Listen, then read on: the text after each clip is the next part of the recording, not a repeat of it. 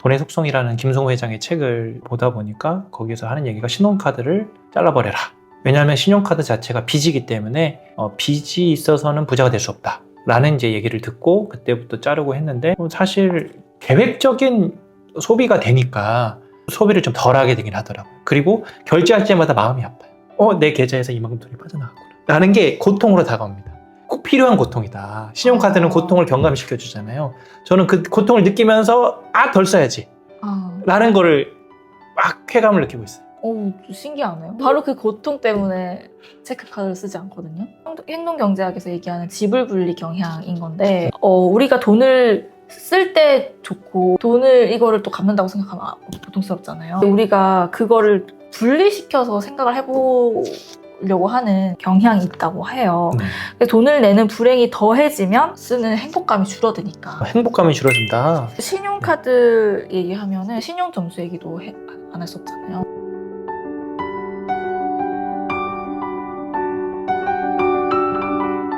비트코인의 창시자로 알려진 사토시 나카모토라는 실존 인물인지 아직도 밝혀진 바가 전혀 없긴 하지만 달러의 폐단을 막기 위해서 중립적인 화폐가 필요하다 등장한 걸로 알고 있거든요. 비트코인이 처음 나왔을 때는 은행이라는 중앙 통제기관, 이걸 탈중앙화 해보자 시도로 등장한 거예요. 네. 국가도 은행도 중앙은행도 개입하지 않는 화폐를 지향하자는 의미에서 비트코인이 나오게 된 것인데, 우리가 지금 이렇게 실제로 사용을 해보니까 은행을 통하지 않는다 뿐이지 거래소라고 하잖아요. 거래소가 어쨌든 중앙에서 은행의 역할을 해주고 있는 것이고, 은행 앱을 통해서 송금하는 거나 비트코인을 사용하는 거나 큰 차이가 있나? 비트코인으로도 송금을 하고, 해외 송금 같은 경우에 되게 편하잖아요. 1달러가 있으니까 1USDC, 1USDT를 발행할 수 있는 거고, 비트코인이나 다른 가상화폐의 변동성 때문에 이게 떨어질 것 같아. 그러면 팔아야 되잖아요. 팔고 이거를 현금화하는 게 아니라 USDC, 그러니까 스테이블 코인으로 갖고 있는 거예요. 마치 현금처럼. 그 세계에서는 이게 현금이나 마찬가지예요. 이게 오를 것 같으면 또 사는 거죠. 그러니까 이런 어떤 일반 화폐로 가는 번거로움을 줄이고 이 안에서 해결하는 스테이블 코인이 있었던 건데, 담보가 문제가 된 거죠.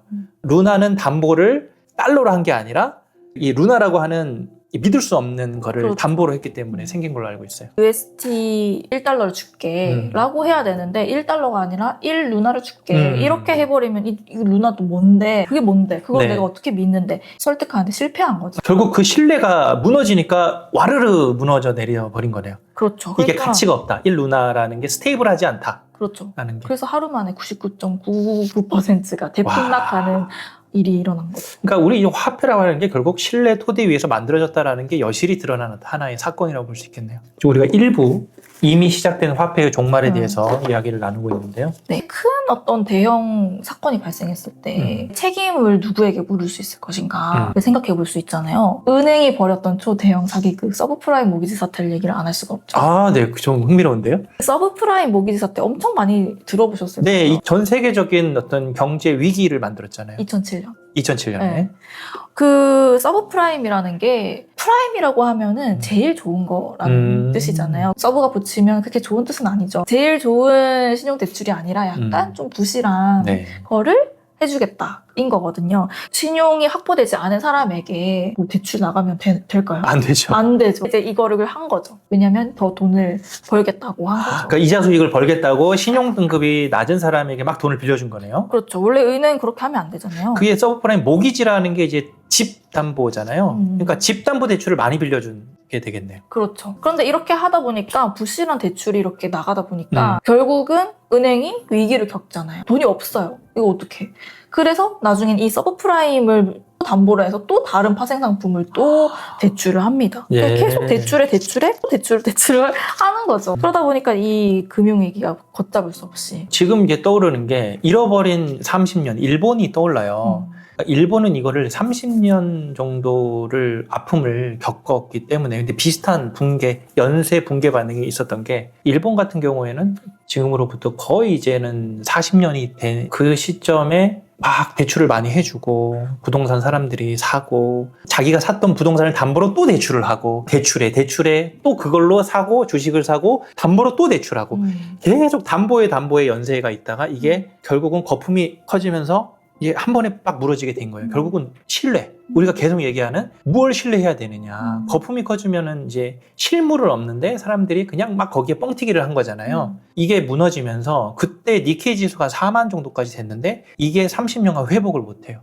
근데 최근에 몇 년 동안에 다시 회복을 해서 이게 6만을 이제야 일본에 잃어버린 30년 서브프라임 모기지와 비슷한 점이 있다. 결국 신뢰가 무너졌기 때문에 지금 루나 사태도 그렇고 서브프라임 일본의 버블 경제 붕괴 같은 맥락인데요. 중요한 거는 이런 큰 일이 일어났을 때 어쨌든 누군가는 책임을 져야 하는데 이때 당시 월스트리트 그 누구도 책임을 지지 않았던 거죠. 미국에는 파산하기에 너무 큰 존재라는 말이 있어요. Too big to fail. 이게 진짜 월스트리트가 딱 그런 거죠. 망하기에 너무 큰 존재였다. 감옥에 가기에도 너무 큰 존재였다. 그러니까 아무도 네. 책임지지 않고 결국 미국 정부는 이들을 용서하고 구제해야겠다고 결정을 하거든요. 우리나라 돈으로 840조 원 가량이 구제 목적으로 투입이 되고 더 많은 국민들이 원성을 사고 월가의 욕망 덩어리에 사람들의 욕심을 채우느라고 국민들의 세금이 들어갔다. 그렇다고 해서 우리가 은행을 뭐 신뢰를 우리가 선택할 수 있나 그건 또 어렵잖아요. 왜냐면 우리는 신뢰 문제와 상관없이 믿지 않으면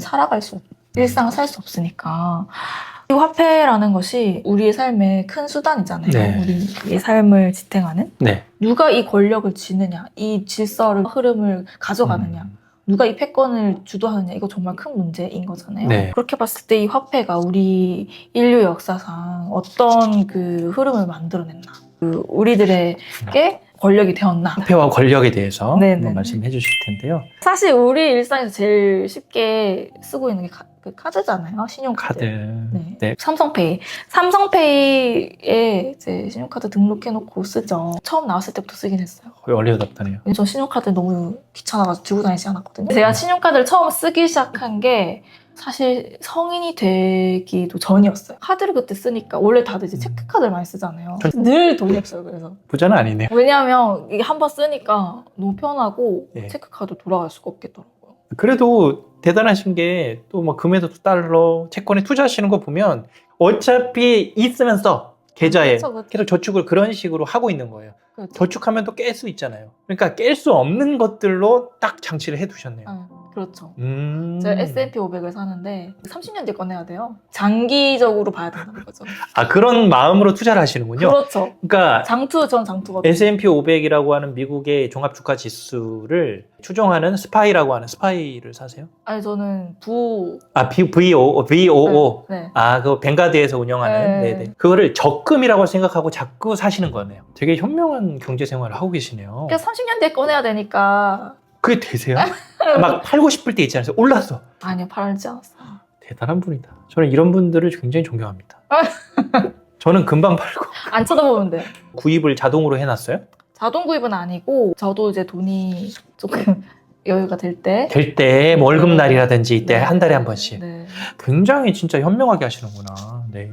그렇긴 한데 어쨌든 신용카드 얘기를 하고 있었잖아요. 그렇죠. 성인이 되기 전부터 썼으니까 제가 발급받았을 당시에만 해도 뭐 이러저러한 복잡한 절차 없이 그냥 신용카드 받았었거든요. 미성년자 때부터 이제 그때는 그냥 엄마 카드 쓰고 딱 성인 되자마자 바로 제 명의로 발급받았죠. 야. 알바해가지고 또 돈. 그러니까 신용카드를 오래 쓰다 보니까 과소비를 하지 않으면서 재테크하는 방법을 터득하신 거네요. 세계 최초의 신용카드 혹시 알고 계세요? 신용카드가 처음 나오게 된 게 어떤 고객이 단골 식당에 가서 외상을 좀 받고 싶었던 거예요. 단골이니까 계산을 해야 되는데 집까지 갔다 와야 되잖아요. 그런 불편함 때문에 식당 주인도 단골이니까 외상을 좀 해줘야겠다. 외상 장부에다가 서명을 하고 그렇게 하다 보니까 그러니까 이거를 매달 말에 한꺼번에 받아야겠다. 네. 외상을 또 그때그때 받는 것도 귀찮고 실제로 신용카드 탄생의 최초 배경이거든요. 네. 그래서 이 1950년에 미국 뉴욕에서 다이너스 클럽 카드라고 하는 게 저녁 식사 카드, 다이너스 디너 카드잖아요. 식당에서 외상을 쉽게 하기 위해서 만든 그게 이제 신용카드의 시초라고 합니다. 그래서 이렇게 신용카드 회사가 등장을 했죠. 신용카드를 쓰다 보면 내가 진짜 이 카드에 많이 의존한다? 의존한다. 이 신용카드 너무 많이 의존한다. 네. 저는 4년 전부터 체크카드를 쓰고 있어요. 돈을 벌어야 되겠다. 재테크에 관심이 생긴 거예요. 돈의 속성이라는 김성호 회장의 책을 보다 보니까 거기서 하는 얘기가 신용카드를 잘라버려라. 왜냐하면 신용카드 자체가 빚이기 때문에 빚이 있어서는 부자가 될 수 없다. 라는 이제 얘기를 듣고 그때부터 자르고 했는데 사실 계획적인 소비가 되니까 소비를 좀 덜 하게 되긴 하더라고요. 그리고 결제할 때마다 마음이 아파요. 내 계좌에서 이만큼 돈이 빠져나갔구나 라는 게 고통으로 다가옵니다. 꼭 필요한 고통이다. 신용카드는 고통을 경감시켜 주잖아요. 저는 그 고통을 느끼면서 덜 써야지 라는 거를 막 쾌감을 느끼고 있어요. 신기하네요. 바로 그 고통 때문에 체크카드를 쓰지 않거든요.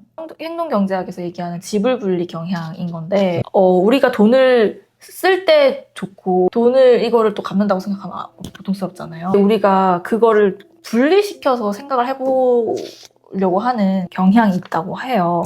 돈을 내는 불행이 더해지면 쓰는 행복감이 줄어드니까. 행복감이 줄어든다. 신용카드 얘기하면은 신용점수 얘기도 안 했었잖아요. 처음에 딱 발급받고 이게 몇 년 있으니까 신용 등급이 엄청 오르더라고요. 어렸을 때부터 사용했고 그 기간이 또 쌓이고 실적도 쌓이고 이렇게 하니까 신용 그 등급 신용 점수 지금 신용 점수인데 그게 막 오르니까 너무 좋더라고요. 근데 이게 또 떨어지면은 왜 떨어졌지? 보게 되고 이 신용 등급도 신용 스코어 이것도 미국에서 좀 가장 금융기관에서 가장 신뢰하는 지표 중에서 피코 스코어라는 게 있어요. 이 신용 점수도 어떻게 보면 권력 얘기를 했는데 하나의 권력 장치로 이렇게 작동하기도 하거든요. 이 신용 점수 안에는 우리가 많은 것들을 알 수 있잖아요. 그 사람의 어떤 소득 수준이나 우리가 이거 가지고 얼마까지 대출을 받을 수 있고 대출 받은 걸로 어떤 것들을 사고 기회를 얻을 수 있고 자본주의 시스템 안에서 가장 우리의 삶을 이끌어가는 하나의 기준이 될 수 있죠. 정보가 곧 힘이잖아요. 그러니까 제한을 줄 수 있다. 너는 신용 등급이 낮으니까 뭘 못해. 이런 권력의 수단으로 사용할 수 있다는 것이죠. 저처럼 너무 신용 등급이 올라서 좋아 하는 사람도 있지만 진짜 신용 불량자가 되기도 쉽고 사실 신용 정보 보면서 신용카드를 만들면 신용 등급이 좀 올라간대요. 그게 좀 아이러니하더라고요. 신용카드가 과소비를 부추기는 측면이 있는데 그것이 신용 등급을 올린다. 그렇죠. 신용카드 월회비 높으면 오는 게 많잖아요. 콘서트 어디 무슨 여러 가지 티켓도 나오고 잘 누리시기 바랍니다. 화폐 개혁 얘기도 좀 해볼까요? 네. 우리나라의 화폐 개혁 이야기 혹시 아시나요? 박정희 정권 때 한 번 있었다고 들었는데. 1960년대죠. 그럼 화폐 개혁부터 다음 달에 한 번 더 하시죠. 6월 달에. 5월 중순이니까. 그 마무리. 그 마무리.